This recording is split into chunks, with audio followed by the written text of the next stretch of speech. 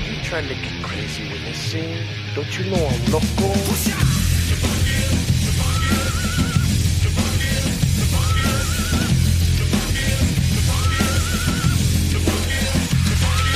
And they reached out all the way to where the family was crying. They called me. Hey, you know what I told them? I don't care what you guys do. You got to have them call me. They have to reach out to me in order for me to get them. I want to hear from their voice. And they actually reached out to me. Like, dude was like, hey, I need help. But you could hear in the back of their voice, it's like, I need help, but I don't know how to get off these fucking streets. I need help, but I won't let the streets go. And I was like, I didn't want to give up the streets. It got to the point to me where I had to give the streets up.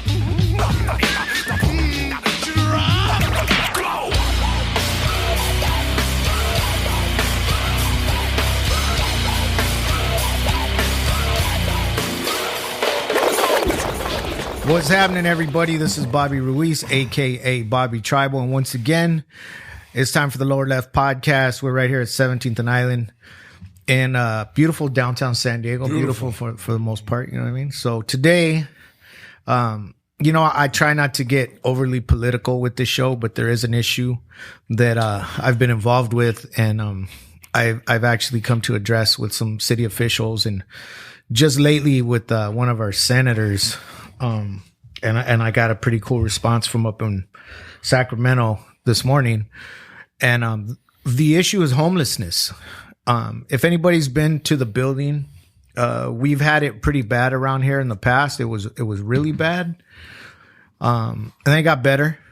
And then during like Comic-Con or the All-Star game, it gets real nice. They clean them up and they go away, and who knows where they go. And it, when the eyes are on San Diego, it cleans up down here real nicely. But just recently, it's the streets don't look so bad, but the homeless seem to have taken over the freeways, primarily behind our building on the 5 freeway, mostly in this part of San Diego, National City, Chula Vista, LA. You can see it a lot around Hollywood.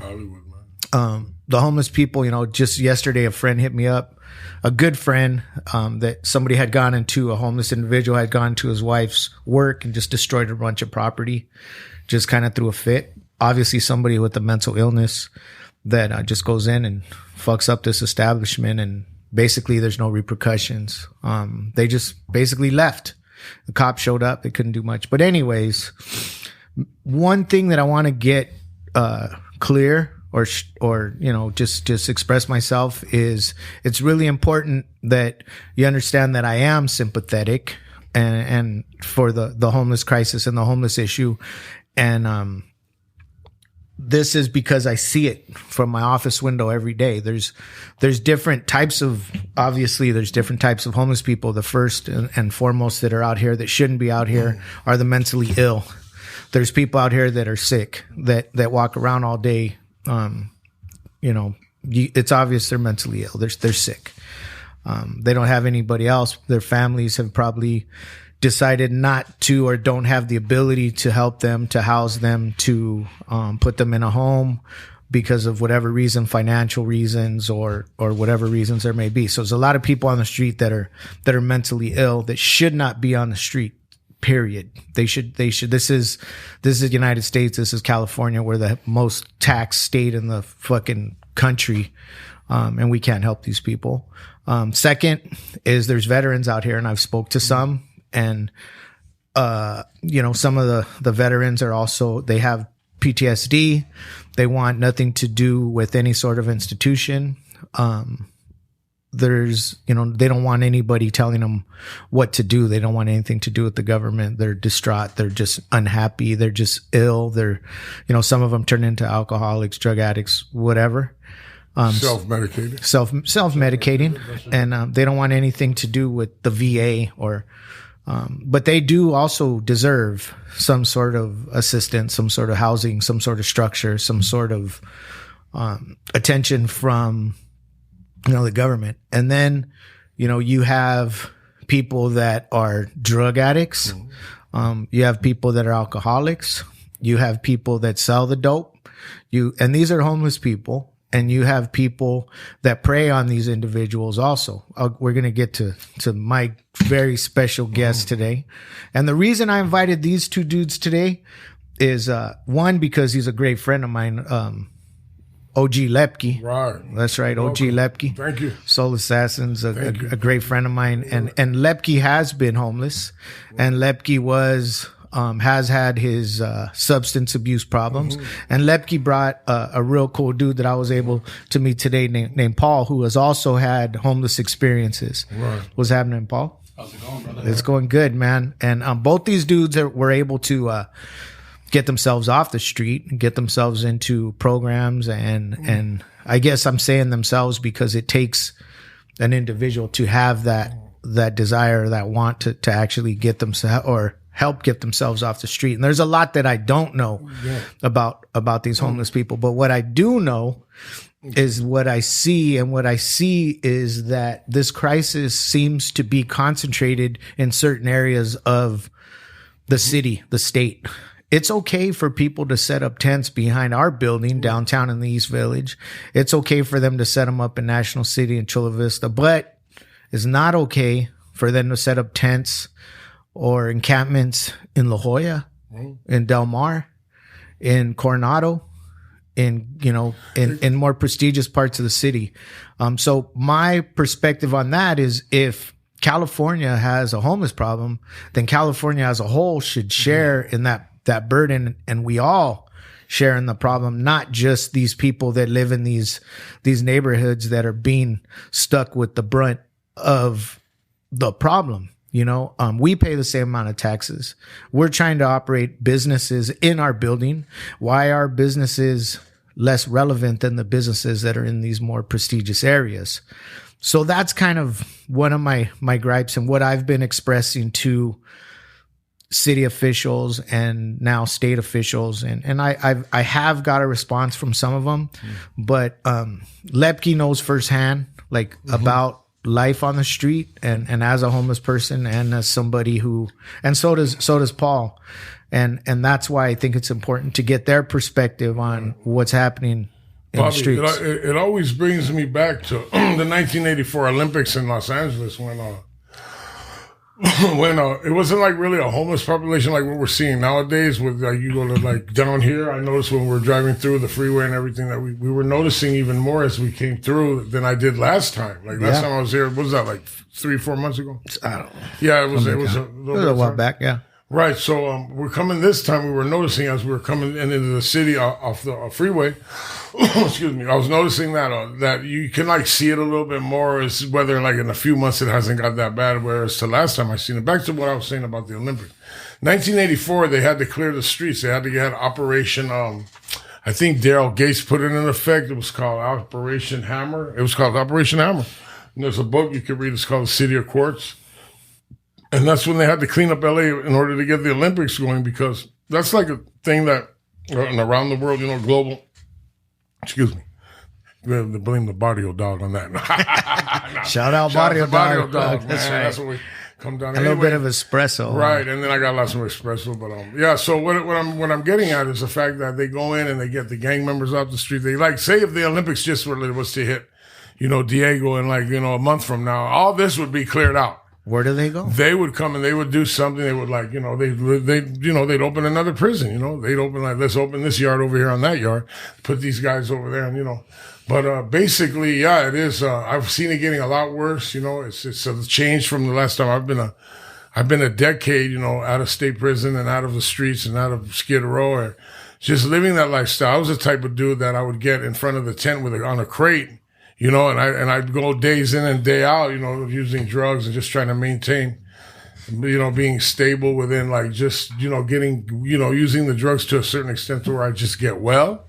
And I would tell you, I didn't have a homeless problem. I had it wasn't a homeless problem for me, even though I technically. Would you call it freedom?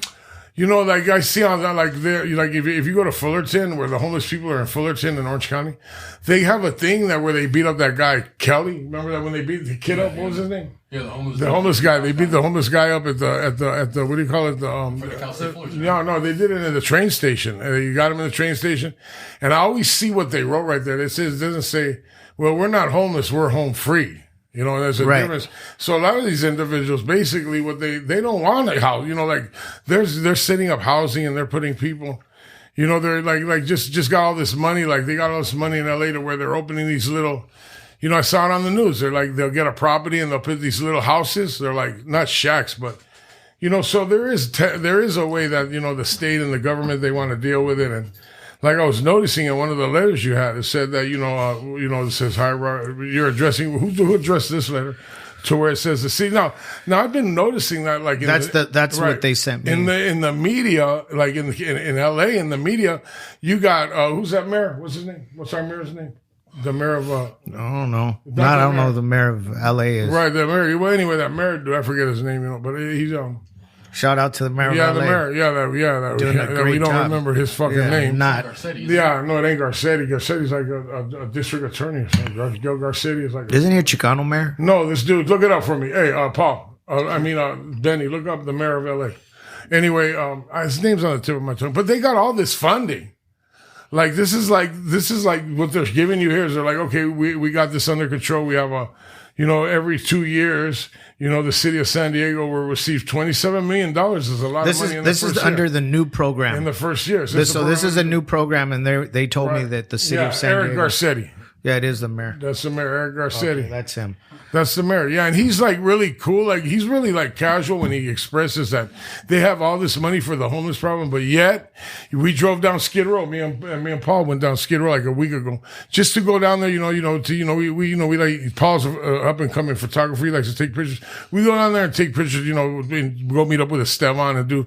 Like he's not trying to intern, but he's trying to get the game to where that street photography work that we do. We went down there and as part of that with us is this being not being homeless, but going down there and documenting the homeless where we were and what we, and where we've been. But so I've noticed like in the Olympics, they cleared those streets out. They got all gang members. Even if you weren't a gang member, you were in some like house shoes and the way they dress, they just take you to jail.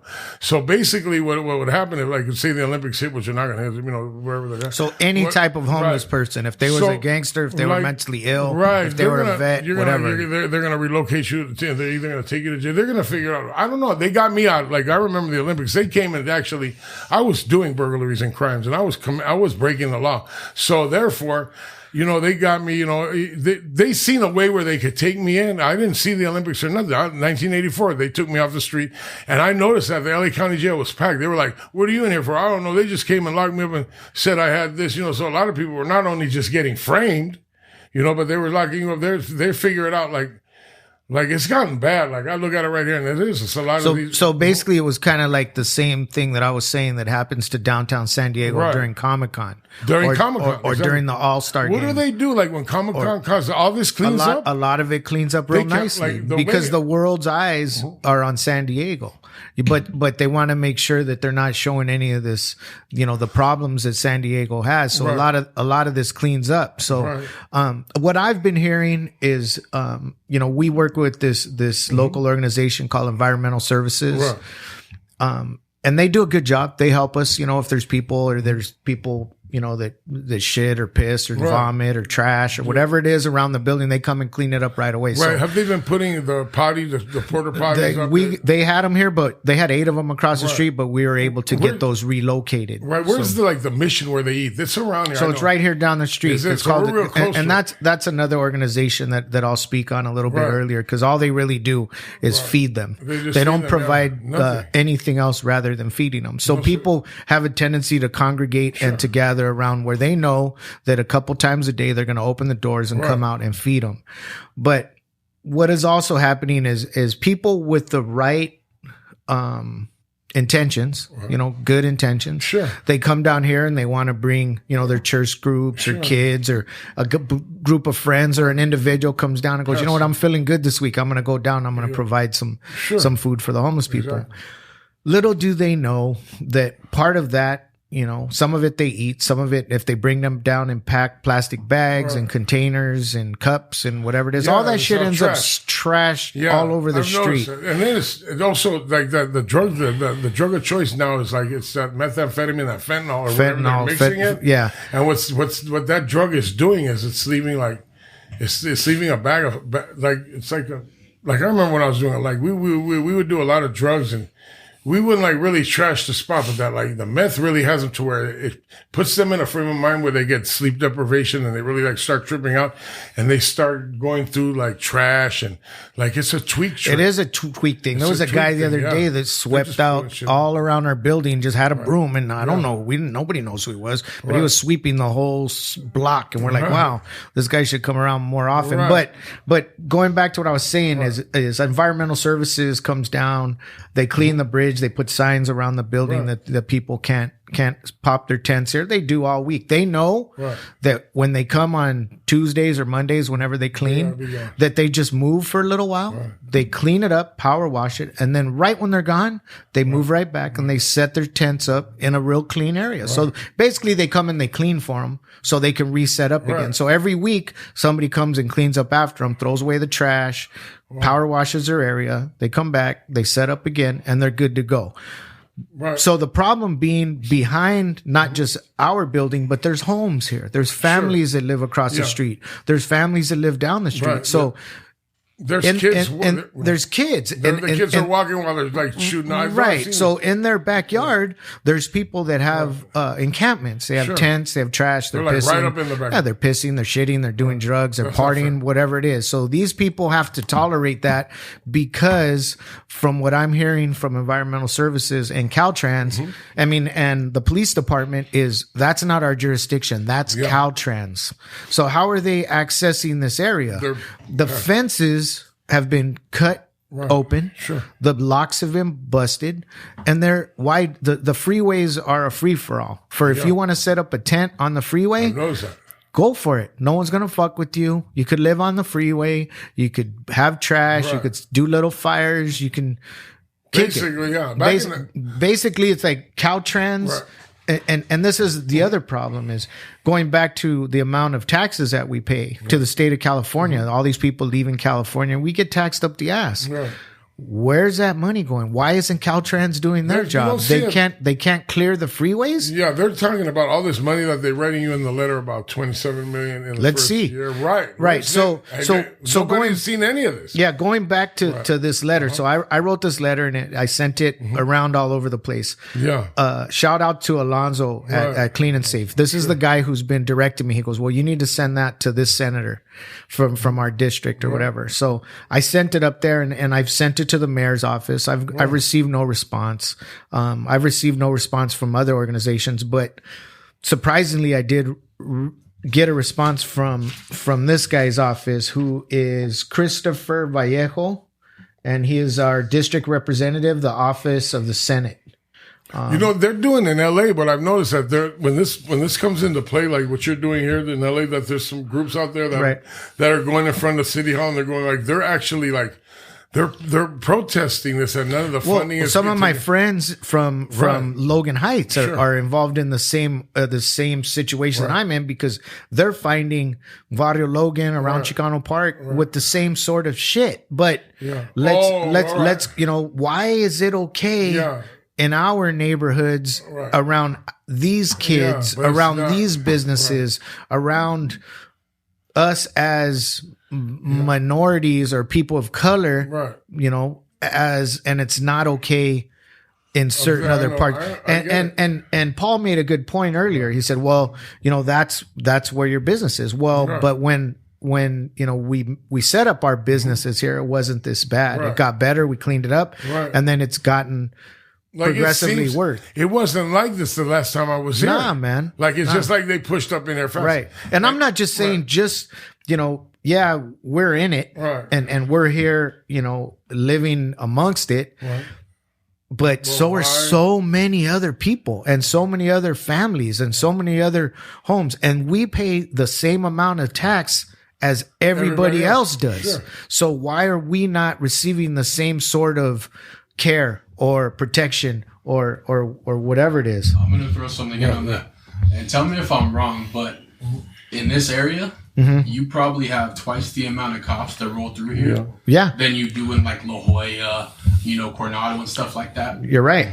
But for a cop to sit there and tell a homeless person because of the value that's over there in Coronado, La Jolla, places like that, of course they're going to tell them to move because of the value over there. Right. They see, the consumer, the demographic. But when you come over here, it's almost expected, you know? And it's like like I did tell you, you know? Yeah. This is where you chose to make your business notable. Right. So it's almost like that's one of the contingencies that comes along with, you know, what you're going to have to deal with. Well, you want to be in that area, you know what's to come over there. Right. You know? But if a cop sees a homeless guy, you know, tweaking on the side of your building, it's not an issue. But if you were in front of if you were on Rodeo Drive in front of the Bulgari store, you know, what are they going to do? That's what I'm saying. You know? But it's like you were touching on. You know, they would throw you in jail. You know, you said people were getting framed at the time. I know people when I was on the street, you know, and I can't necessarily say on the street because I will make this differential. Right. I was homeless living in my truck. Right. Yeah. When you're homeless living in your truck with a drug problem, you're a nuisance. Almost more than you are just being on the street. Yeah. You know? And I say that simply because when you're a person who has a vehicle and you're sleeping in the vehicle, to find somewhere to sleep is actually like a real big issue where you know you're not going to get, you know, screwed with. And I'm trying to be as low-key as possible, knowing that, you know, I'm still getting high in the process, so on and so forth. Right. And at the same time, it's like I knew guys who were they would do the most on the street to get busted because they wanted the 3 hots in a cot. Yeah. You know, take them to county. That's what they want. They want a bed for the night and they want a hot meal or whatever. You know, they want filet of fish. But that's just a certain percentage of people. Not all of them want that. And that's the thing. You know, when you talk about this letter and they say the $27 million budget. Well, it's 100. It's 100 million and 27. Here, let me read what this says. This says, and this is I just received this morning. This says that they allocated 100 million. So this says this is why in this year's state budget, nearly $100 million will be going to the San Diego region over the next 2 years, with the city of San Diego set to receive 27 million in the first year. So this is coming. Supposedly, right? Yeah. What I have attached to how do you know, like, when the funding, you know, hits to like who oversees this? How does that's always the question, man. And that goes, but that goes back to what I was saying about being taxed, right. You know, and where that money goes. On the other hand, I've been to some meetings here downtown in some high rises, right. Beautiful law offices, you know, scenic views of all of San Diego, people in suits, people talking about the homeless issue. That's $50,000 of the budget. Yeah, talking about. But these guys are talking about the homeless problem and you know what they're going to do about it and how you have to, you know, do this and do that. Right. And my question to them is, when was the last time you've been down around 17th Street, 16th Street? When's the last time you stepped foot down there? You guys are out here talking shit about the homeless people, and me or people in this neighborhood and other neighborhoods. If we say anything bad about the homeless, we're bad people. But a lot of these people, they go home to their flossy neighborhoods or their high rises, and they don't have to show up to work and wait for somebody to come and clean up shit and piss and needles. And they kind of make it. They kind of make it like to where like that, like you being that, like there's like we're in a minority neighborhood, right, Bobby? So being that this is a minority neighborhood, they kind of make it seem like it's okay that, you know, there's minority people that own these businesses, that they're okay to be stuck up under that. But I'm telling you, man, the only thing that's going to work, and I'm coming out on a political level, like on the real, because you know where my heart is at. You know, when it comes to shit like this, the only way anything's going to be getting done with this type of situation is if you make noise. Like, motherfuckers gotta make noise. They gotta go up to City Hall. They gotta protest, and that's the only way it's gonna be done. Right. They gotta be the majority of the people have to be able to want to go into these meetings and see what the fuck's happening with the funding. Right. Where's this funding going? We need to, like, who's buying a property where we could set the property up to, in order to put these people. There's got to be a more plan of action. It's just all these and people that are willing to dedicate the time, and a lot of us, you know, only have limited amount of time to go in and question these people. It's like, not to just get back on the subject of what I'm doing and what Paul over here and Benny, what we're doing is like, it has to start with like one person. Like, I don't want to be like myself as an individual. Like, you know, I got a man, you know, that guy that gives me a house. He tells me to run to get these guys off the street to do whatever it is I could do. as in the community, we have to have like more individuals have to be of this type of standard and nature, and they're doing like helping in more of the affairs, like helping. It has to come like we have to donate time. Like I donate time during my day. If I'm not working, I go out and I try to do whatever I can to help the addicts and alcoholics who are still suffering. On that level, because it's a behavior problem. It's a living problem. Not all people that are addicted to drugs have that, it's just like, the economy's bad. We went through these 2 pandemics. We're still going through a lot of drama with the pandemic. And, and it's like, seems like every time we're pointing the finger, there's like 3 pointing back at us. And there's like, everybody wants to pass about, it's not my problem. It's not my fault. That everybody's homeless. Like, it's like we can't save everybody at the same time. Whereas if we could just save one person, but it's like that story. No, you're gonna let you talk. It's like that story about the dude that's throwing the sea fish into the sea, the little kid. I don't know if I've told it's a real simple story. Let's hear it. He's throwing he's walking along the beach. I usually like to end with this, but you'll get it in the middle. So he's walking along the beach, man, and there's like these millions of sea fish, the sea stars, starfish that are floating, and they're all floating up. There's like millions of them. The kid starts throwing them, and he's throwing each one back. He's throwing it, and the old man walks up. He's like, "Hey, gay boy, hey, kid, what are you doing?" He goes, "Well, there's so many of them. I'm trying to, let me see. Look, I'll throw this one back. I'll throw this." He goes, trying to save them. But there's millions of them. You won't never be able to save them all. And the kid grabs one. And he goes, throws it, and goes, "I just saved that one." Yeah.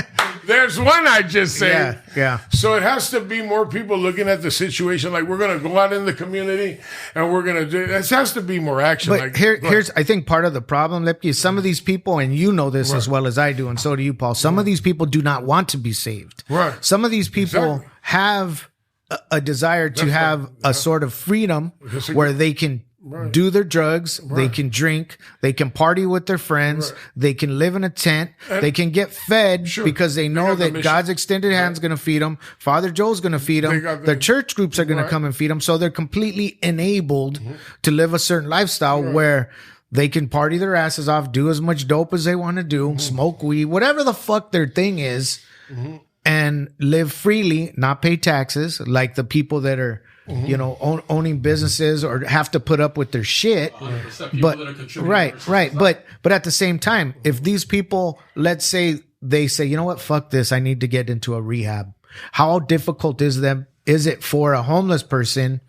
And you guys could probably answer this question. Let's say I'm a homeless dude. I've been homeless for 6 months. I've been doing a bunch of dope, and I'm like, I'm over it. I need to get into a rehab. How difficult is that? It's only difficult if you're not looking for that option.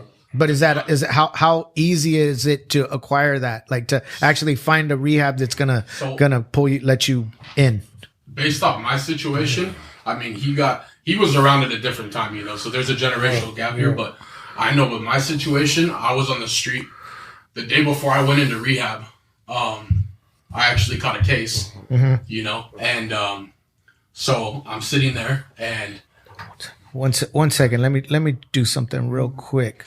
Get some tattoos, Tattoos. Check out the gear, man. Bobby got okay. Some cool, man. See, I'm seeing they'll edit all this shit out. But talk into that mic. Check 1 2 check 1 2. Pennies is 3. Okay, so we need to trade spots with him. Yes, because we got you, but this is gonna sound better here. Right, we're doing a little trade off. Yeah. We're gonna do a little trade off here. Yeah, we got some. You get the Ruski. Okay. We got some compliments about. So here's what I'm gonna read. I'm gonna ask you the question again. So the question, what is this right here? Why is this green one on? Oh yeah, it was. Okay, let's see where we're at. Did I fuck something up? No, we're right here. I don't think so. No, we're right here. Okay, so the question is, let's say I was on dope and I was living on the street for like 6 months or so, and all of a sudden I go, you know what, fuck this, I need to get off this, I need to get a program, I need to find a rehab, I want to get off the streets and make my life better. How difficult is it to find a facility or find an organization that's willing to help you and take you in? Well, go ahead. So with my situation, but elaborate on your use your experience of what exactly happened to you. A little bit about my backstory. My name's Paul. They call me Big Paul. We know about it. But explain to me what happened. You got desperate. The gift of desperation, and that's a gift. Yeah. My dad actually, he did the whole tough love thing on me. Right. He didn't kick me out. He said, "Hey, I'm selling the whole fucking house." Right. So he went to live with this lady in Alhambra, left me on the street, and it was a humbling experience. Car. Yeah, I was fucked up at the time. I was tweaking a lot. My coke habit turned to tweak, and I had all those dope boy fantasies and stuff like that. And so I was on my ass living in my truck, and the paranoia was setting in, and I'm being followed, this, that, and the other. So long story short, when I decided to get my act together, right as I'm about to leave town, I end up walking out of a liquor store. And I had LA County Sheriffs, Ventura County Sheriffs at gunpoint, had me at gunpoint. And so they accused me of, I won't speak too much on it because it's still an open case, but they accused me of trafficking. So after that happened, I show up at my dad's the next day and I say, hey, I need to do this, I need to do that. And he says, well, tough luck, kid. I cut you off already. Right. One thing turned to another. And I got my ass beat. So long story short, the cops showed up. Alhambra PD shows up at his lady's house because she called the cops, and they wanted to file a restraining order. And the cop goes and tells me, he says, "Hey, I see you just caught a case yesterday." Wow. I said, oh, "Yeah, I know."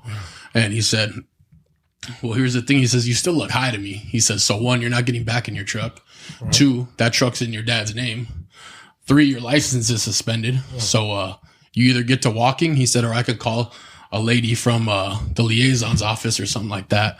And we have programs that we can put you into that are county funded, that, they give you outreach, they teach you, get a job, they help you Medi-Cal benefits, whatever you need." And so in my head, I'm like, yeah, whatever, Once you leave here, I'll talk my dad into giving me my shit back. Long story short, it wasn't budging. So I ended up, the girl shows up within like 5 minutes, and they, I got to talking to them, and they showed me all the stuff I could do. And basically that's what it turned into. I went to a county funded program in Whittier called Lakata. And, it's as crazy as it sounds. It all fell into my lap, So in those situations, it's very easy. But, just to run back to this, the $100 million budget that they're talking about, what they're not focusing on, and I can't say that they're not focusing on, but to me, it's not all just a homeless problem, right. Right. Because in this $100 million budget, where does it say that they're going to focus on the people that have mental health issues, right. The people that are homeless due to certain circumstances, people that need drug programs, people that need outreach programs, people that want to be homeless? Half of the people that are out there, like more than half, have been that they're coming from like some type of state institution or, California Department of Corrections. You see that automatically because of the fact that right now they're locking a lot of people up. Just, they're not doing it before. If you were homeless before like 20, 30 years ago, Bobby, you were fucking going to jail. If you didn't have an ID, a valid identification number, like I'm watching the news and these dudes, like the cops are telling people, "Let me see your ID." And they're like, "I don't have to show you my fucking ID." Back in the day, man, if you didn't come out with your ID, you had to have a California identification. You were going to jail, especially if you were on parole. Like, how the fuck you ain't carry an ID and you're on parole? And you're like, so I've seen it like do a 360 something degree turn. It's like the Hudas ain't even tripping no more what these people are doing. It's like you could shoot dope. Like we live over there where we're at. They're shooting dope in the middle of the street. I feel like getting out of the car because one of the rules on Skid Row is you can't shoot dope in front of women or children if they're coming down the street. I've seen motherfuckers get stabbed in the neck for that. Yeah. Right in the jugular vein with the blood squirting out in broad daylight, 3 o'clock in the afternoon. Bleed out in 4 minutes. Yeah, it's like, you know what? You don't shoot dope in front of the kids. And I told the homie, I'm like, I'm going to pull over and tell these dudes, hey, man, you don't want them to see what kind of car you're in. They'll fuck around and come back. I'm like, look, it's gotten to the point with me where I'd go up there and I'd be like, listen, here, why don't you guys take this, pull it in here a little bit, get to the alley. Like, people are just like, a la brava, sticking there, right, and smoking the fucking fentanyl on a tinfoil at the bus stop. There's a woman and her baby there fucking hitting fentanyl. Like, that shit didn't go down on when I was running the streets. You couldn't do no shit like this. Like, it's gotten to the point to where it's getting a little bit, a little bit. A lot. And then it's even to the point to where now you get the government involved. You got these county officials involved. It's like, they don't give a fuck. It's I see. Turning into like a movie. Like, what was that movie? Like one of those movies where the future and everybody's just running around. Like Dread. I saw a movie called Dread where they all Judge like Dredd anarchy. or something. Remember Judge Dredd, where they're all in an apartment people building. just do whatever the fuck they want. And that's where it's getting to. Well, what I see too is locally there's been some a couple different cases where the courts try to place violent. What are they called? Violent child. What are they called? Yeah, violent sex offenders in certain neighborhoods, and the neighborhoods completely protest, and then they end up relocating these people to wherever the hell they're putting them. So there's all these people that are protesting when they try to put these people not in my neighborhood. But what about who do we have in our neighborhood? Like, who do we know?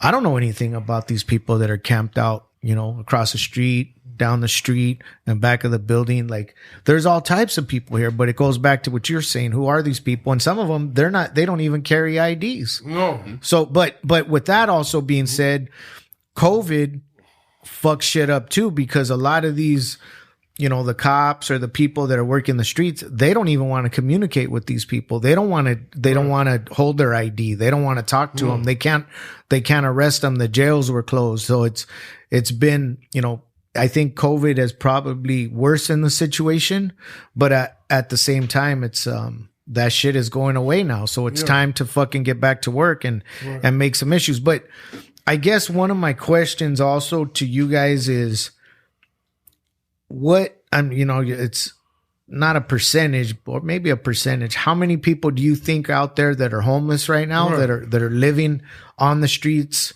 anywhere in California, anywhere, are doing it because that's the lifestyle that they feel like is right for them at that time? Like, because they're partying, they're doing drugs, they're shooting dope, they have a freedom, they don't have to answer to anybody, they have no responsibility really other than getting high. Is there do you think there's a lot of people that are living that way? I would say that those numbers right now are probably to like those would be the individuals who are just paroling, that don't care, that got kicked out, like just like me. Basically, I had to get kicked out. They didn't kick me out of my neighborhood. I couldn't be in my neighborhood because the right amount of drugs that I was using wasn't, it wasn't. I couldn't function in my neighborhood. They didn't have enough dope. There wasn't enough dope, Bobby. So I had to be like a skid row. I basically went down there and I had to be where all the drugs were. And there's a good percentage of that. There's also a very big percentage of the families, the women and children who are out there behind. How sad is that? Yeah, behind, because the pandemic took, a lot of people played on the pandemic to be like, oh, what do you mean you're saying that we played on the pandemic, to where, the EDD office got involved. So if you were like working for a week or a few days, you ended up coming up on a bunch of money, through the unemployment thing. But that ran out. Big Paul could explain that. But basically, I want to touch back on what you said earlier about like, what is the process of a drug addict that's fully addicted to drugs, that's out there just using drugs and, just wants to live day in and day out. There's a big percentage of that, because if you look at those corners, you could see the activity. People handing off, people high, people noodling, people nodding, people doing all this, shit that we do when we use drugs. I say we because I was involved in that too. But the fact that Paul was trying to get at is that somebody intervened with a case that he had caught, and they tried to get him help, and they did all this. But in order to get in that position to where you're going to get funding, to answer that last question, you said, like, how many people that really righteously want to get off drugs and want to get the fuck off the street and are tired of that, because it takes a toll on you. After a while, you're going to be sitting there and be like, what the fuck am I doing? I'm not showering right. I sure the fuck ain't eating right.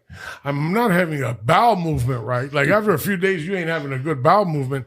You start tripping, man. Like, what the fuck? My body isn't functioning right. The drugs are fucking me up. I'm not eating good. I'm not exercising right. I'm not drinking enough water. My feet are fucked up, because I've been in these fucking shoes for 5 days. My socks are sliding because I've been on this meth. I can't take my shoes off because I'm constantly running, and it's just a vicious cycle, man, till, somebody intervenes, and it's like, and it's going to be like, yeah, you like when I was trying to get clean and sober, it was like, you went and you were tired and they fucking helped you. Nowadays, you got to go through Medi-Cal. You got to get on the list. You got to call the 1-800. So it's not easy. It is not easy, man. Now, the people that come and if you don't have an ID, they're not doing shit. Yeah, so like explain, like at the so these people that are fucked up will remain fucked up because it's so difficult. Can't do it, man. Like to get clean and sober. Right, we're going to use an example, and this guy can explain it to you. I have a homeboy. His name's Wicked. I posted him up a few times on the Instagram.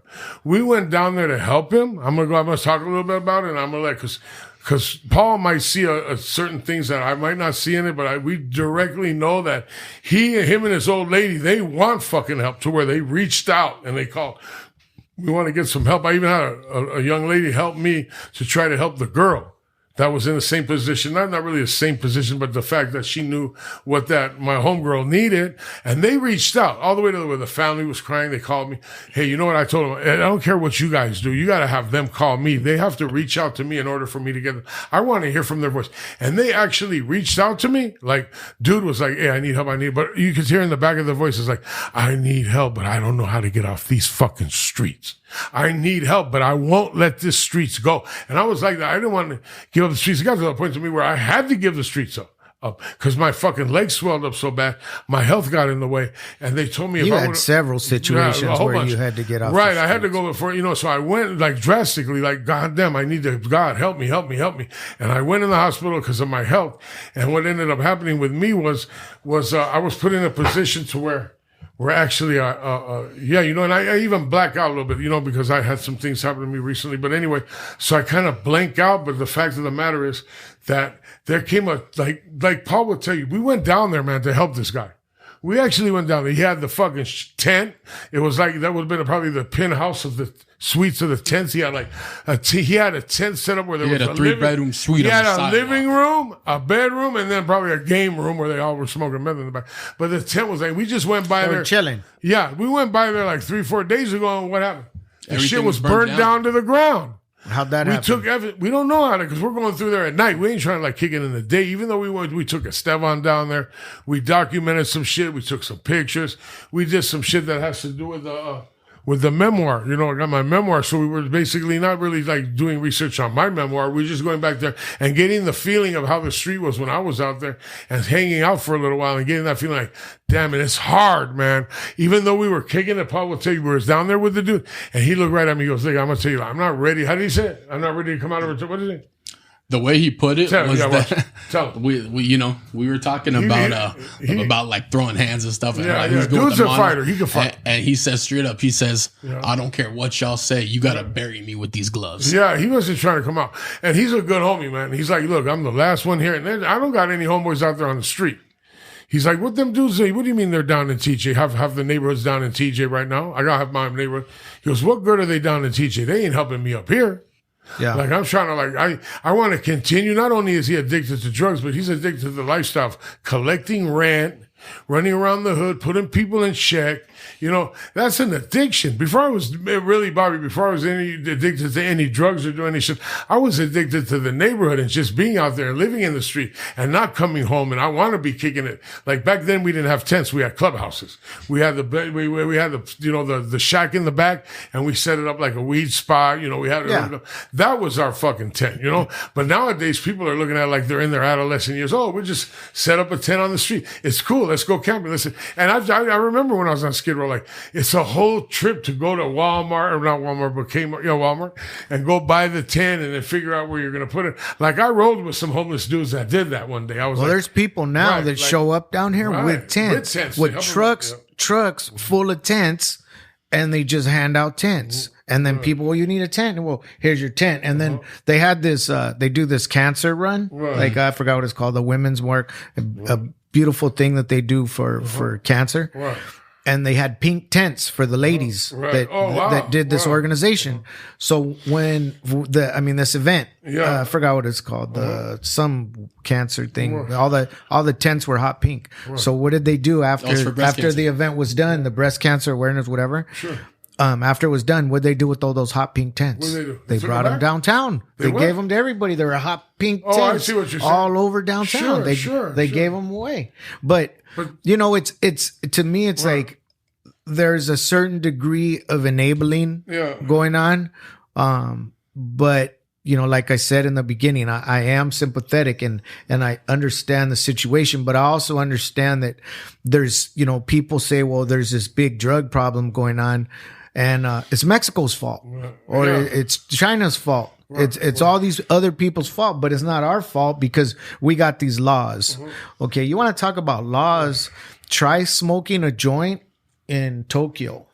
Try showing up with a little bit of methamphetamine in Europe, in Is that the spot where France. they fuck you up?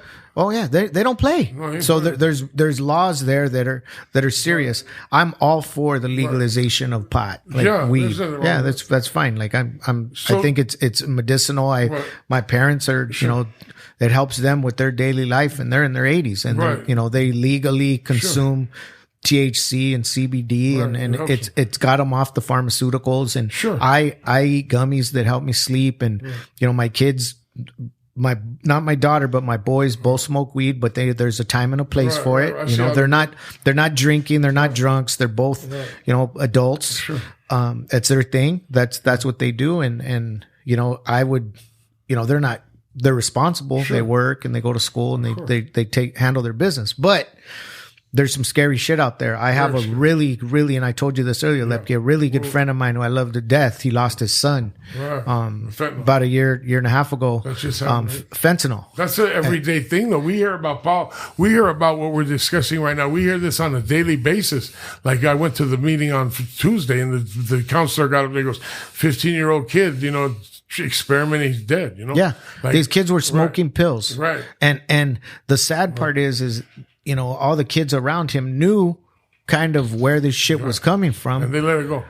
And nobody wants to be the bad guy. Yeah, but then again, like if the laws were, I don't know. I think there's issues with laws in regards to heroin and in regards to fentanyl, methamphetamine, because I know I could walk out there right now or anybody could walk out there with a good sized baggie full of meth or heroin or, what I don't know about fentanyl, but it's a misdemeanor. But that's crazy. It's a fucking misdemeanor. Anything under an ounce. Yeah, because back in the day, so you could have just under an ounce of heroin in your pocket, and it's a misdemeanor. So if it's in one bag, that's Mexico's fault. No, let me show you know what I'm saying? Well, see, what a hypocrisy. No, what that is that's like they're condoning. Like I don't be over here. I hear you. What the fuck are you talking about? Like and people don't know that. When I was running around, man, if you were caught, especially if you were on parole, man, you were looking at a third strike. But then they kiboshed all that shit. For nonviolent crimes. Yeah. So what's happening, what I think now is the fact that just like you were saying, the fentanyl, it's just the fentanyl. What they're doing now, Bobby, whether you know this or not, which I know because I'm in the field and I work in the field and I know and I talk to people on a daily basis that are addicted to these drugs, and what they're doing little by little, whether it's Mexico, Benny over here told me that it ain't Mexico doing that. He has a little information on whether he wants to get up on the mic and share some information. That's on him. Well, he'll give you a little bit because he has a whole different outlook. I'm just saying that's what the U.S. is saying. They're saying that it is, but it's bullshit because they're putting the fentanyl they're putting it in everything. They're putting this drug in it, right? They're putting it in the meth. Well, look at a certain form. Look at like what Big Pharma did, where they made people crash dummies for OxyContin. Right. That's hillbilly heroin. Yeah. Hillbilly heroin. And look how many people got screwed up off that. Yeah. But you have to look at things like this. People don't realize fentanyl isn't something new. Right. It's been a lot of years. Fentanyl is what they give people that are going through like chemotherapy and stuff for the pain. Right. They come in patches, and stuff like that. They give it to you in Tarzana Treatment Center. If you're in if you go to detox out of a treatment center, they have a clonidine patch. And then not a clonidine, clonidine, which is a lower your blood pressure. And then when you're barely getting out, they give you a little fentanyl. They give you something like a patch of that. Well, they were giving my mother-in-law fentanyl before she was on her deathbed. She was dying of that terminal cancer thing from her stomach. So that was her last resort. When she started getting in the fact that she was going to be in a lot of pain, they gave her the fentanyl patch, which she, declined that because... But what's crazy to me is being in institutions and stuff. Right. The dope that kills somebody that somebody overdoses on, they want is the shit. But we already know that. But this is what I'm saying. Not with the 15-year-old kid ain't going up there exactly. going, I want the pill that's gonna fucking kill me. No, of course. But like if you're a gutter junkie, like a lot of people we've seen in med, and I've met in my addiction, it's crazy because I've met people in treatment and stuff like that don't give a shit about heroin anymore. They're looking for the fentanyl. They're not scared about that shit. They want the fentanyl. They don't want like a heroin, So like we have an individual, and we're not going to break his anonymity, but we are, because this is the platform where we could share about this just recently. So we just took an individual in, Bobby, right? A good dude that we know used to be a house manager. It could happen to anybody. He was running a strict program, had a job, got his kids back, was a manager, and then he goes, look, I'm moving on. I'm getting my own house, your apartment or condo, whatever the fuck. We're like, okay, is it cool? Cause you start worrying about these people, cause for a while, even like a guy in my position, like, do I really want to, do you really want to move where you are if that's keeping you clean and sober? Cause I'm the type of dope fiend that if I don't surround myself with a bunch of idiots, like motherfuckers who are going to constantly put me on the spot. Like, why don't you put the fucking roll of toilet paper on the roll and you're always leaving it out because of the fact that you're going to get attention from that because what do? Do I not? Don't fucking clean the house. Let's just leave the house all fucked up because I like it clean and I'm going to be up your ass to clean the fucking house. Has to do with the behaviors of individuals, man. Our behaviors they're all fucked up right now. We're living in a generation where the behavior out on that street, you look at it, at least, is there a clean dauphine and there's a gutter hype dauphine like he stated? I know some gutter hype dauphines that don't shoot out of the gutter, but they have some gutter ass fucking behavior and they're doing gutter ass shit. Absolutely. They might not be out there in the street showing their ass, but behind everybody's back, they're doing some gutter shit. So what do you what point do we come across this individual? We brought him in, man. I swear he looked like a research monkey tail. We left him. He looks like a fucking he looks like he's gonna die. It's I can't let him go because if I let him go, it has nothing to do with whether you're clean and sober in this house. It has to do with if I fucking kick him out because I know he went and got some fentanyl to get high so he could get well just to feel normal.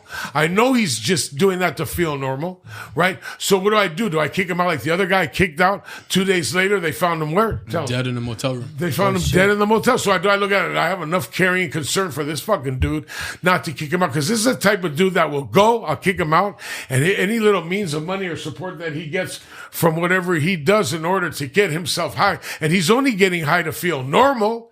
At this point, he's only getting high to feel normal. What do? Do I tell him, oh, no, you fucking just got in. I got 15 other dudes around me like, hey, he looks like he's loaded. He's loaded. Why is he still here? Throw him to the fucking sharks. And 2 days later, we find out he's in a motel room dead on the fucking whatever he fucking put in him. Right? So what do? I have to draw the line. I go, look, is it more important for me to even to the point to where I'm the type of drug addict that'll be like, you know what? I know where to go fucking get some dope. You can get this right on the corner. Do I fucking initiate that? Do I need dude, you need to find some Suboxone strips. Let's try to find them so you can stay well. But at the end of the day, am I enabling him? Am I helping him? Am I sending him to the streets? What the fuck am I actually doing for this dude, man? It's I'm just trying to make it so he doesn't end up on the fucking menu as another statistic as dying as you. Because right now there's a lot of death in these streets. These people, we don't even know half the people. I see it. We don't even know half the people that are in these tents tonight that are not going to wake up in the morning. Right. And I'm talking about wherever, if it's San Diego, it's fucking Baltimore, if it's New York, all this fucking, the homelessness isn't just in San Diego, it's throughout the United States. And there is a problem. And the people that we have that are up there who we voted in, this dude, that one, I don't get political on whether Trump was doing good or Biden is doing better or fucking what's her name, Pelosi, whatever the fuck. But the fact of the matter is nobody is doing shit when it comes to pushing the line and trying to help people and get out there and, I'm only one individual. My motto is if I could save one life at a time, I did my job. And I'm trying to save just like this dude we got in the house. I saved his life. I had to go in bad for him. What's going on with him? The rent. Fuck the rent, man. We'll cover his fucking rent. If I could cover his rent and making sure that he can live one more week, only to find out when I stop doing something or stop helping people that either the motherfucker dies or they end up homeless or they end up back in the program or back in the fucking penitentiary, It's it took me a lot of years, Bobby. The light didn't just go on. 58 years old later, I'm still battling. This was the fucking worst year of my sobriety. I don't want to be somebody listening, oh, there are no fucking bad years if you're clean and sober. Well, guess what, man? When shit happens, it goes this way and it goes that way. And all of a sudden you're just sitting there and all you got is fucking whatever you could grab in your fucking storm, whatever you fucking could grab, and that's all you're grabbing and that's all you got. And you're grabbing, no filming. And that's all you got to do on a filming. Because I'm in an uproar, man. It's like there's not enough people trying to help people and save other people's lives in this, man. What I do after I get off the podcast, I run into the street, I tell them, here, let me buy you a Gatorade. Let me get you a sandwich. Let me get this. Bro, you look like you're fucking detoxing, man. Do you want a beer? All the way, I'm not giving nobody no money for a beer. They're going to use it to go buy a beer. Well, if you're going to use that fucking money to buy a beer and it's going to make you feel better and you're going to go somewhere and park your fucking raggedy ass and be cool, then I'm going to buy you a fucking beer, bro. I agree 100%.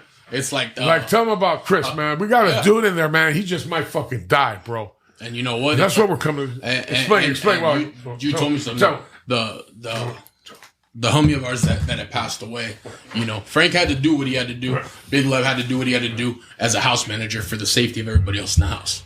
You know, it was a roommate of mine. You know, unfortunately, 2 days later, they did find him in a motel room, and it was an overdose. And it's a fine line, you know, like, you know, you have to exit somebody because everybody else needs to stay sober. But he told me something that day, and he says, Paul, some of us need to die in order for some of us to live. And that's the hard part, you know? It's because you want to have a heart, this, that, and the other. And yeah, there's a lot of people dying out there. But the fucked up part about this situation right now with our homie Chris is the fact that he came in off of he came in off of an overdose on Friday, you know? Yeah. And bad, you know? Whatever his circumstances were, I don't know. How closely do you have to watch these friends of yours or these guys in the house? Like it's actually like not, I won't call it sitting, but it's surveillance or you know. Sometimes that's what it takes. You don't want to. I mean, I don't want to use that word, but you really need to show them that you care, and there has to be a degree probably of I genuinely care about you, man. Like I care about you. I care about your life. I care about your well-being, and I'm not here to be a dick and to judge you, but I want to help you live. Yeah, exactly. And that's the thing. It's like so we've had a friend of ours here who also lives in, and I met this dude today, and he's a real super interesting dude. I don't know how much I could say about him, but his name's Benny. Benny also lives in the house with Lepke and Paul. What's up? What's up, Benny? So thanks for having me. Yeah. Thanks for letting me speak. The thing that I see with Chris and a lot of other people, you know, the problem with people, with society is that they point finger at these people and they say that you have problem, you have issue. You know, I watch over this Chris guy because Frank tells me, listen, this guy is like my son. When he comes in here, I want you to watch him. I have a lot of respect for Lefty, a lot. So what he said, that was like, you know, take care of him. All what I do is when I see him, I give him a hug. I hug him and I say, I love you. Listen, we're here for you. I'm not telling you what to do or not to do. All what we do is loving you. All what you need is love. That's all what I do to him, right? Yesterday, actually, he was sitting down. He was all messed up, eating. Right. You know what I do? I go behind him and I start massaging him. Yeah, I start massaging his shoulder. I start massaging his shoulder. I start massaging his back, and I whisper in his ear. I say, listen, you're a warrior.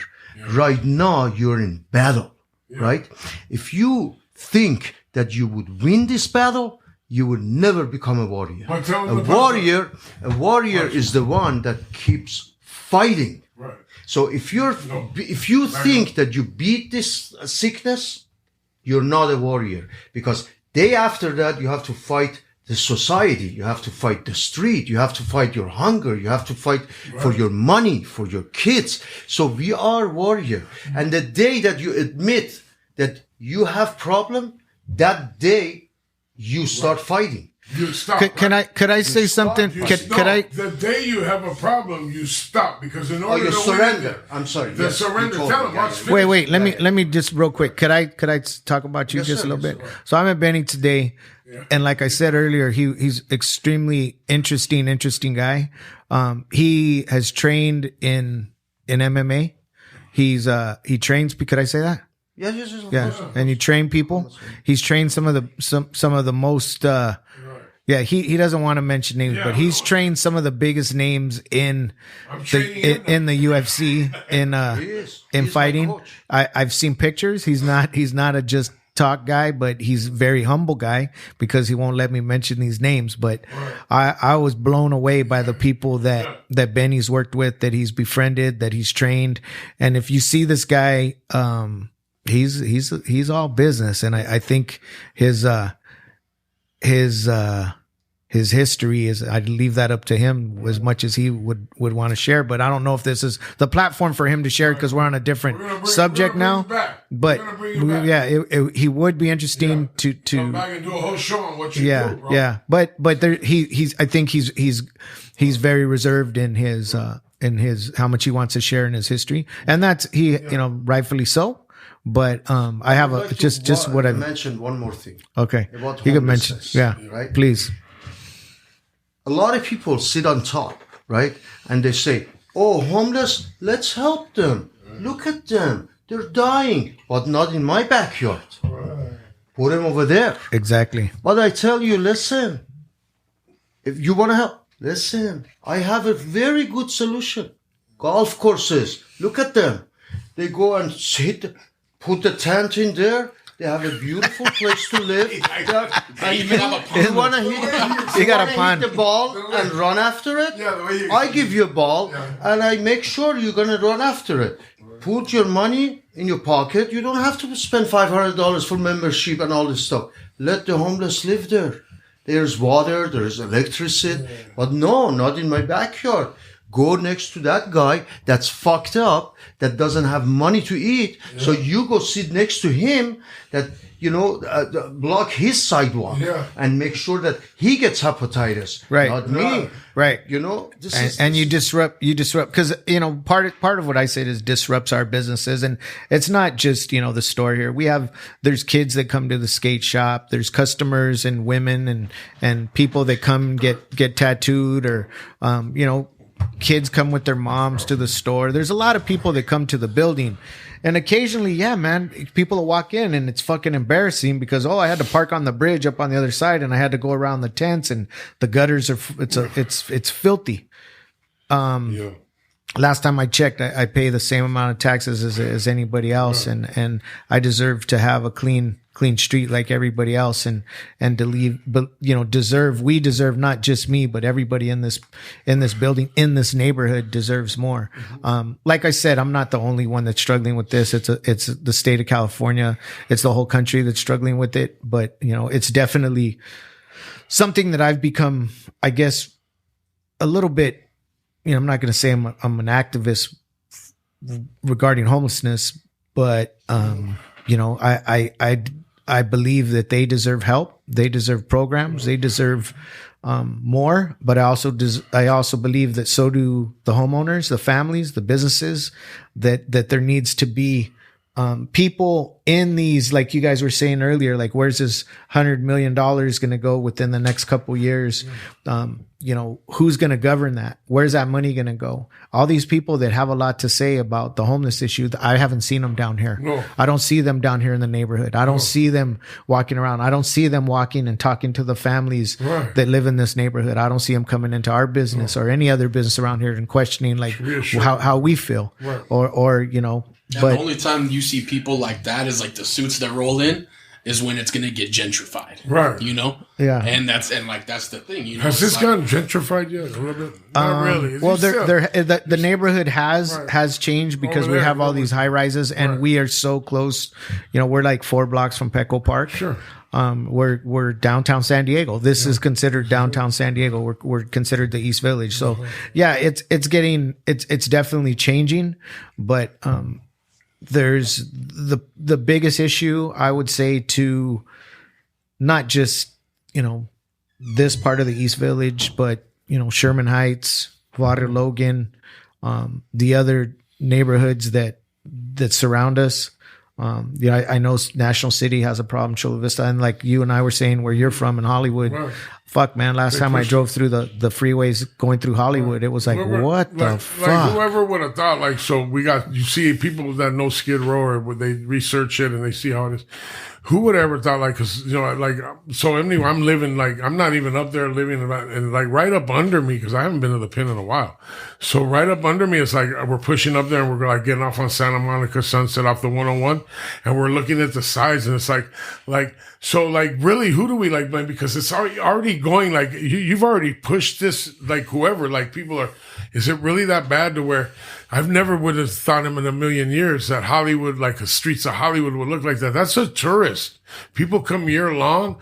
Like I figured like in the 2 years that the pandemic was going, that this happened, and the people were like, and it's to the point to where like you could like not even far from Beverly Hills. You go to Doheny and Santa Monica. People are, that's Beverly Hills. You know what I think happens too? They're still fucking there, bro. It's like, what happened? Part of it, I think, is, and you're right, because I have a friend that is here in the building, a good friend of mine. He lived right off of Sunset, over by where Guitar Center is. Yeah, that's right there by where I'm. Yeah, so he lived a couple blocks off of there, and he said, really, it was real nice neighborhood where, he said he'd walk your dog people out there all the time, little coffee shops, little, restaurants, and before COVID, after COVID, and the riots, the last group of riots, where Melrose burned, where they were fucking looting around Fairfax, Melrose, Stavon. It was fucked up. So people were like, it was about, I think it was a Black Lives Matter protest, George Floyd, and it was also a big fuck the police thing and all that.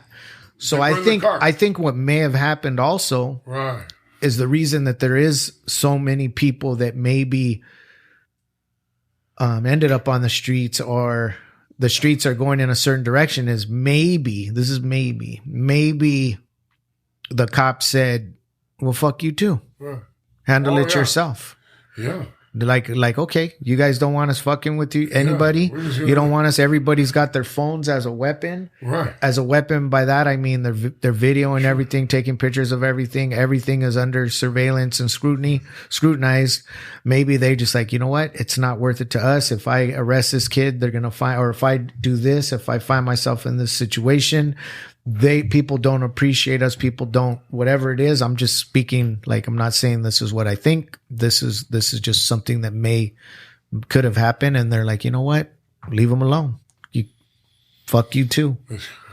Yeah, I mean, I feel like I agree with that, because I think cops these days are, I think it falls on two sides of the spectrum though. There's either cops that are sitting there trying to protect their neck and trying to show people that, not all cops are the same. They're not. And I'll tell you that right now. But I also feel, sorry to interrupt you. No, go ahead. I also feel that there's those cops out there that sit there and they're just like, oh, well, you know what? Our covers have been pulled, so fuck it, let's go full force. If I'm going to beat somebody, I'm going to beat somebody. Yeah. Maybe you're right. That's definitely something that could have happened as well. But there's so many scenarios, bro. And when I decided, like, hey, I want to discuss this matter, and because I can't speak as a homeless person, and I don't know, I've never experienced it firsthand. I've experienced it secondhand for the last 10 years from being in this building and seeing it every day, and looking out my window and watching tweakers that I've been watching for the last 5 years, thinking to myself, this person weighs 90 pounds. How the fuck is she still here? Like how is this guy still alive? Would you trip out if I told you I was a tweaker? Jeez. I shit you not. I mean, you never know. But then there's a guy here who's nicest guy in the world. We call him the OG around here. Used to be, looked fine. Black gentleman, great smile, friendly. We'd have conversations, and real nice guy. And this last year, he's still around, and I've watched that guy deteriorate. And before, he wasn't an alcoholic. Now he's he's in real bad shape, and it's a sad situation, But like I said, I don't know his story. I don't know why he's in the situation that he's in. I don't know if he wants to live like that, if he's forced to live like that, if he has sought a program, and how difficult it would be for him to actually find a program that's going to accept him and take him in. I guess that's part of it too. Like, to make these programs and make these rehabilitation centers, to make these, get people off the street genuinely accessible. It's like it's hard. And a lot of these people, they may have elementary school, junior highs at best. Some of them may be educated, but college. And people don't take this into consideration. You go to the DMV to go get an ID, right? They'll give you a temporary one until they can ship one to your mailing It's address. so fucking hard to do shit nowadays. Like, I don't even want to get in some of the things out. So to touch on what you're saying, and I was going to touch on this when we first started, people don't take into account that people that have hit the streets, not because of drugs, not because of mental illness, because they fell on rough times or something like that, and end up seeking something to, help the pain subside of their current situation and end up turning to drugs. Yeah. And people also don't take into consideration, maybe they do, being on the streets long enough will cause you to go mentally ill. I believe that. I could believe that. It's a rough environment to see. When I see people talking to themselves, you're absolutely right. Like, since I've been here, my skin has grown so much thicker. Like, I see shit that before would have like, oh fuck, look at that. Now I'm like, like, I've seen crazy shit just around, people. I don't want to talk about this, but there's been some pretty bad shit that's happened on this block, and that not just I experienced, but all of us have experienced here in the building. But at the same time, we do our best to be courteous and kind and understanding, and to the people we ask them, hey, you can't be here. This is a business. Can you please move? Most people, I'm going to say 90% of the people, are accommodating, and they're like, oh man, sorry, we don't want to be in the way. And they move, and they'll pick up their shit or they'll throw it away. Hey man. And then there's people that'll get pissed off and they'll make a mess and they'll start throwing shit. And it's like, come on, man. We just like, how do you expect us to run a lot of them, it's a game that they play. Right. Like I said earlier, they clean the bridge, they clean it up. Yeah. And then they go right back. So they move, they let them clean, then they put their shit right back where it used to be. And then some people, they know that they're allowed to sleep and camp in certain areas from like 8 at night till 6 in the morning. So they just set up. And a friend of mine was here one night late and he goes, bro, you should see this neighborhood at 3 in the morning. It's a giant party. Yeah. Everybody's fucking up, partying. Yeah. What's crazy is when we rolled down to Skid Row. Yeah. Let was like, hey, we got to roll down to the Blue Wall? The Blue Wall, man. Which in his time was cracking. The Blue Wall. We go down there. It was like a big party? No, what it is they got a fire, the number 9, the fire station that's the most active fire station in the whole LA County is on St. Julian and 7th. And they, go ahead. And we go down there, and to be honest, that night, I don't know what it was. It was popping. The streets were like empty. They were empty, that night. Not even that many people staying in tents.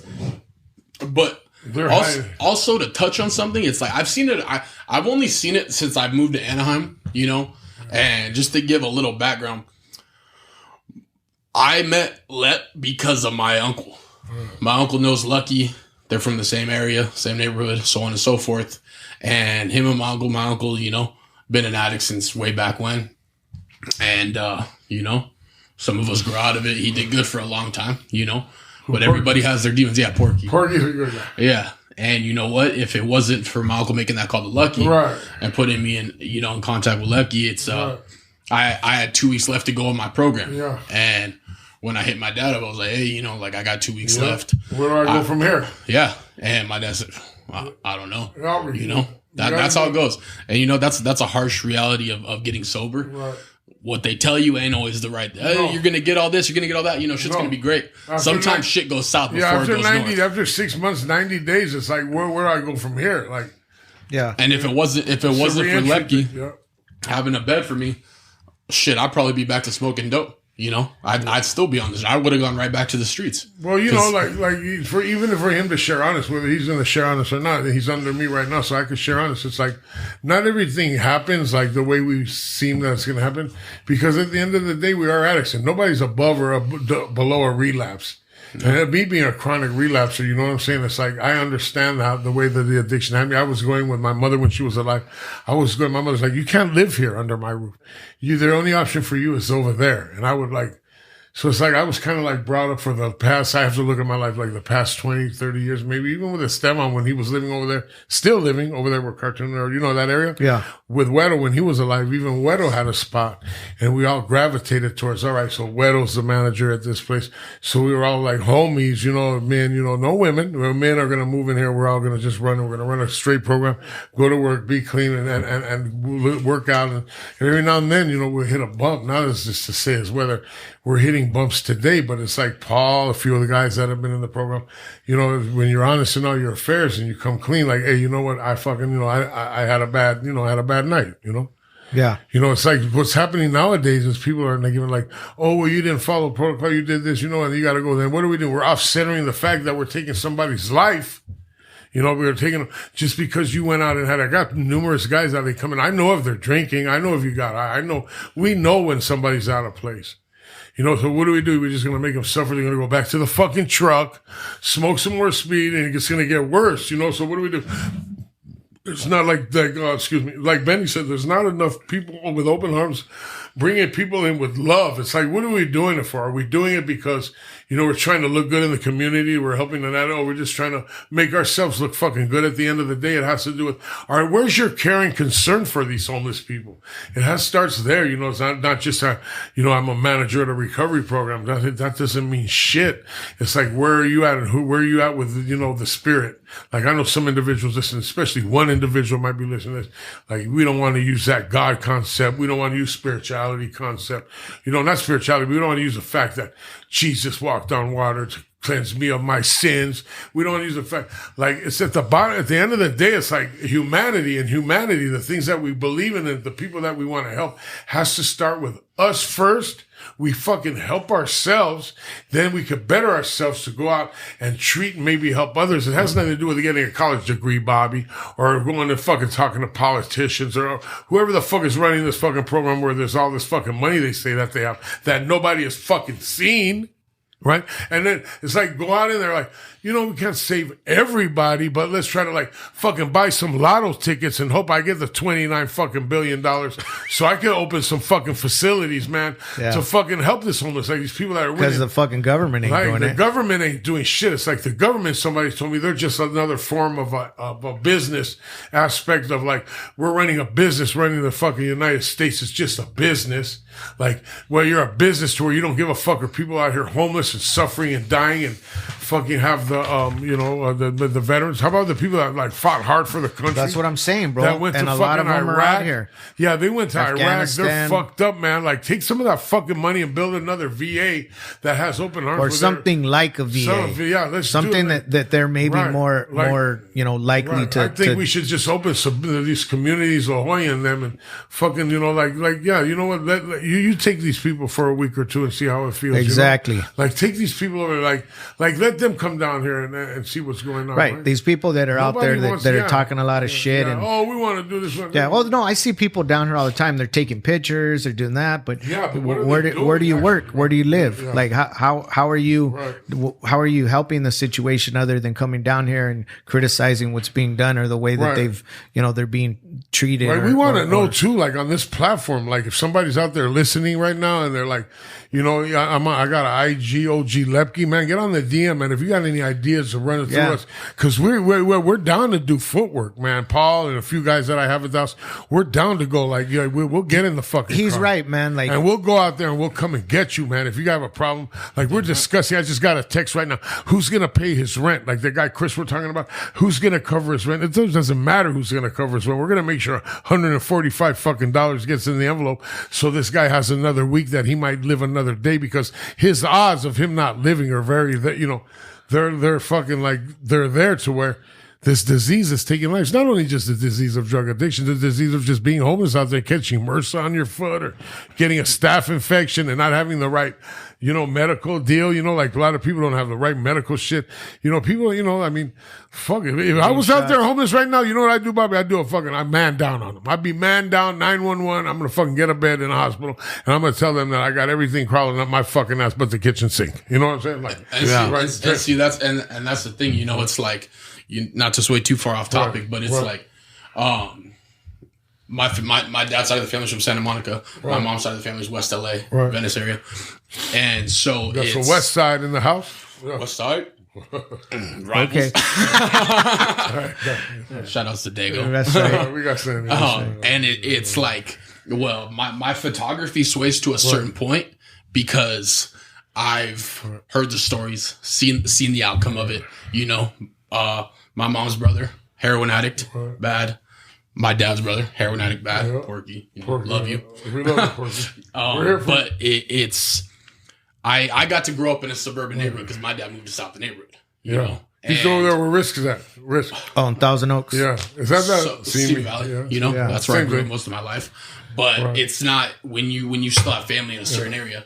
It's what you see. You know. Right. So I've seen people getting ice cubes shoved up their ass to take them out of an OD. Yeah. You know. And such a beautiful when my first experience with drugs was my grandma was taking care of me at 3 years old, and my uncle had like $5-10 bolsters of heroin on his rocking chair, and they were in colorful balloons, so I put them in my mouth. Oh shit! Yeah, my grandma slapped the shit out of me, fucking, you know, and so all that stuff's not foreign to me, you know, gunshots, ghetto birds, stuff like that. So when you show a different dynamic, and I hate to say it like this, but when I see people on the street, it reminds me that could be me at any moment. You know, one of my best decisions, and I'll be back out there. Yeah. You know, so when I see people go to neighborhoods, and you know, a few years back when Nella was still bad, right? You know, and people go to East LA because they think it's a cool thing to do because it's a trend-setting thing, right? You know, I look back and it hits close to home for me because my uncle, you know, at one point putting on for his neighborhood, got stabbed 9 times. Sure. Once in the head, 1/8 of an inch closer to his heart, it would have killed him. Yeah, you know, you want to hear a love story? Yeah. Go. My dad, like I said, is from Santa Monica. Yeah. My mom's family is from the rival gang that stabbed my uncle. Exactly. Oh shit! Yeah, two sides of the family. You get the Hatfield and McCormick. What the fighters? That's the family. So when I see stuff like this, it's something that I want to bring to people. That it's not you just get to go up in there and fucking take pictures and get to go back to your nice fucking house. You know, there's people that are on these streets and they still like people on Skid Row like. Put me onto a whole different set of things that goes down on Skid Row. It's not just come rent your tent and fucking I call it a day. You know? There's rules, man. Yeah. We should do another one with some of the rules of Skid Row or just being homeless and stuff. I'm down with that, whatever because I think segments going. You know? I think because it is such an evolving issue and where it's at right now. And now that, you know, you and I have taken a look at this plan that we received today from the state of California, because I don't know if it was just to shut me up or if it was a genuine concern, but I am going to write this gentleman back that took the time out of his busy schedule to respond to my writings and my emails and understand. I think that's cool. Do you think? Hold on, that was cool. Do you think they would get on a level like, well, look, you know what, you have to go push the line at the door of City Hall or something? Would these people get on that type of? Well, they're asking me because people are doing that now. On the response, it did ask me to follow up with some local people. He asked me to get the Get It Done app, which we already use. And to hit up Caltrans. Yeah, and exactly. Like we want to see where it goes. Do that. Let's we see. We want to watch what you do in order see what so kind we of responses. Can maybe do we got it's not, we're not just fucking managers and clients and shit and good looking dudes. Sober living, man. We're fucking we're trying to figure out angles to where we could get funding in order to take more houses and just make it easier for people to get into these programs. Man, that's how we're I'm looking at it like that. Like fuck, man. If I righteously come across someone, I see it now. Because we're gonna end up with we're tribal. No, we're gonna end up with a whole generation of zombies. I even got fucking Benny, man, involved. Like, look, here's what we could do. He's like, look, I go, look, man, if you want to, bro, like this. At the end of the day, this is a business, and there's a way you can make money, but you have to have investors in order to want to make money. Like people that might be listening, like we might get a guy like, hey, that sounds like a good idea. Where do we put this money in order to make this happen? You know, and this is, at the end of the day, if you're running sober livings or you know anything about the sober living, a business. It is a fucking business, and there's a payoff at the end. It's a headache. Like people will tell you in the beginning, it ain't peaches and cream. You're not going to get what you think you're going to get. But as far as what I've been seeing out of 4 houses with one owner, well, they only tell us what they want us to know, right? They only let you know. But from what I'm seeing, scratch the surface. Yeah, what I'm noticing is that like out of one house, he's taking in this much. Out of another house, he's taking in that much. And so somebody goes, well, you got to look at the fact that maybe he might be putting payments on. What do they call it when you have to pay off a house? Finance. Mortgages. They finance. And then did you see what happened? How we had to make it look like there was only, we were there, Paul, when we had to make it look like there was only one. I'm like, what the fuck are you doing? Like, how are we going to make it? What do you mean make it look like it's not a sober living? I'm like, what the fuck? Like, you understand? Like, so they're coming in there like, hey, you got to switch this up. You got to take that board down. You got to move this. You got to take the signs down. Cover up the 12 steps. Yeah, cover up this, do that. And I'm like, what the fuck? Like, so in other words, this ain't a legit, because it could be a legit. Imagine if this shit was ran legit. And I'm not talking about the shit they were doing in Florida where they were using the insurance people. And what was they doing? They were using bodies as far as like body brokering? Body broking, man. Because that's what happens in California or up here in north of here. I mean, yeah, up north they were doing that in Laguna Niguel and out down like Huntington Beach. They were taking spots and taking the insurance money, and they were, like that. Tell them about the spot you work for, Paul. Quick, fast, and in a nutshell.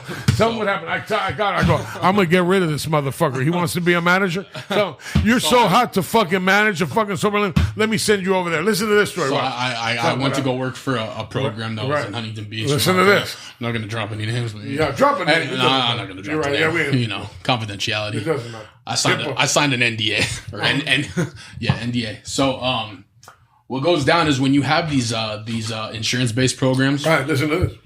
A lot of them look for PPO because it pays out the most. Right. So what they do, regardless of how it goes down. So quick thing, they have 10 houses. And did they have 10? They have 10 houses and I believe 3 detoxes. Right. So let me tell you, 3 detoxes in Huntington Beach on the beach that are all 3 stories. You can imagine how much that costs, right? Right. So at the end of the day, what they do is when all these kids that end up coming to the program are from Oklahoma, Kansas, crazy, right? Right. So their insurance pays to fly them out here, so on and so forth. There was a kid in there that I remember, they let him smoke weed, right? Mm-hmm. They told me when I started managing, if they pop for weed, it's okay as long as they're programming here with us, so on and so forth. So get this, there was a dude who was a cash pay client, paying $800 stone cold cash every month, right? So a dude who's a cash pay client doesn't make the business as much money because when you're cash pay, they have to drop the price of the rent a little because it's getting paid for out of pocket. So they said, hey, if this dude's weed levels don't drop on his test, you got to kick him to the curb. $800 a month he's paying. But that's because the insurance kids, they let him smoke weed. So when they relapse, they can send him back to detox. There was one kid that went back to detox twice. And his insurance paid $5,500 a day for him to be in detox because it covers his meds, all the testing that the doctors have to do with medical staff, whatever. They get food catered there every night. Like we're talking like it's a vacation for them. And that's the craziest part. And I noticed, like I went to a county funded program, like I said, and I met some of the best people there, had some of the best times. I don't think I would trade that for some of these resort programs, Yeah. All these ones you see in Malibu and, that one you see the commercial for. Yeah. All What's the time. What's it called? Passages, Cliffside. Yeah. It costs somewhere, I think someone told me. That but those are, people don't do that with their insurance. They do that mostly people with fade out, right? Out of pocket. Yeah. Somebody told me a 21-day stay there, not even a full month, is somewhere along the lines of like $41,000. Yeah. Yeah. And they give you your phone there. You have massages. You can go to the beach. No such thing as the 12 steps. It's like yoga. Yeah, yoga. Go sit in the sauna. We're gonna wrap this up. We're hitting an hour and a half. But I like I said, the reason that I think it's important to have you guys here is because you could lend your perspective on homelessness and being that you've been there, done that type of thing. Yeah, we're kind of heated up in the middle of this. That's all right. That's what we're doing. That's Lepke. I would expect nothing less. Yeah, I got it. Two espressos later. Yeah. That's why I give you espressos before we do this. I saw that Barrio Dog coming out there. Yeah, Barrio Dog espresso. Paul's got white monsters. Sweating like a mother. You guys got any shout outs before we wrap this up? We got big Esteban Oreo. Big Lucky. Yeah, Soul Assassins. Assassins. Hard Luck Show. Chumahan. Chumahan. That's man, right. We shouting everybody out. Bobby Romero. Yeah, we shouting out Hector's house. We shouting out all the sober livings that if you're struggling, you're out there, you could DM me, man. Just let you know, man, I'm here for you guys. If you got an addiction or you're homeless or, there's another way, man. Don't like closed mouth ain't going to get fed. So, we just let you know. Yeah, we're here, man. We're here, Bobby Tribal, man, and you always set up the platform for us to come down here. You always welcome us. You always welcome us with open arms, man, and you're part of. Thank you, Ums. Always, man, and we appreciate you, man. For the way all this came, to the table is like, hey, man, text me, hey, I sent him the meditation for the day. Man, I want to do a podcast on homelessness. We need to get down. And you know what? And I could kind of read through the lines of what he writes because I know this dude, like, he could get like on a level where, shit has to get done within wherever it is it has to get done. It doesn't just necessarily have to be in the community. It could be somewhere else where we're fucking selling some clothes on the store, on the corner. Like we yeah. But I appreciate that, Lepke. But on the real, if you're listening to this and you have any sort of feedback based on our conversation or your needs regarding drug abuse, counseling, things like that, I'll take the feedback. Either DM me, DM the Lower Left Podcast, OG Lepke, Let us know, man. OG Lepke. And we DM. Not only do we DM back, we'll call you back and we'll find out what the fuck it is. We'll hit you with a face. Real shit though. Real shit. We want to know. No make believe shit, but and then feedback. I want to hear your thoughts on what we just discussed. I'm gonna continue working on this issue as much time as my schedule allows. But shout out to my boy Johnny Be Good.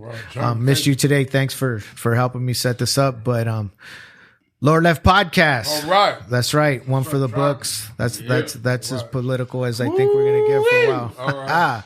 17th and Island, San Diego, California. Tribal Click, Soul Assassins. Right. We're out. You know I'm loco.